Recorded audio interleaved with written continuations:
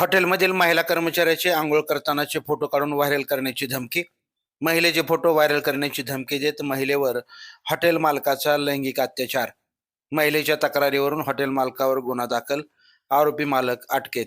बुलढाणा जिल्ह्यातील शेगाव शहरातील एका प्रसिद्ध हॉटेलमध्ये कर्मचारी म्हणून कामाला असलेल्या महिलेचे आंघोळ करतानाचे फोटो काढून ते व्हायरल करण्याची धमकी देत हॉटेल मालकानेच कर्मचारी महिलेचे लैंगिक शोषण केल्याचा धक्कादायक प्रकार उघडकीस आल्यानं शेगाव शहरात खळबळ उडाली आहे. शेगाव शहरातील खामगाव मार्गावरील एका प्रसिद्ध हॉटेलमध्ये अनेक महिला कर्मचारी कामावर आहेत.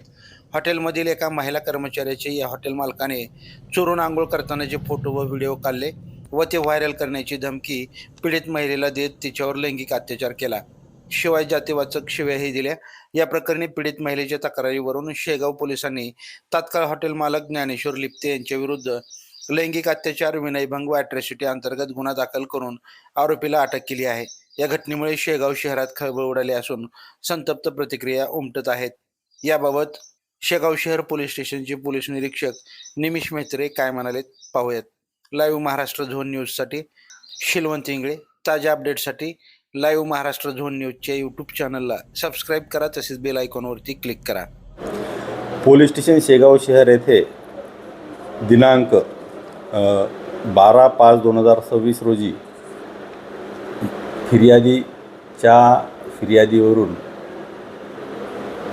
यातील आरोपीने तिचा विनयभंग केला, त्याचप्रमाणे जातीवाचक शिवीगाळ केल्याच्या फिर्यादीवरून पोलीस स्टेशन शेगाव शहर येथे अपराध क्रमांक 304/26 कलम 74, 75, 76, 77, 78, 115(2), 296, 351(2) भारतीय न्याय संहिता तसेच RW 31, W 112, 31 R S 32 VA अनुसूचित जाती जमाती प्रतिबंधक कायद्यानुसार गुन्हा दाखल झालेला असून यातील आरोपी अटकेत आहे.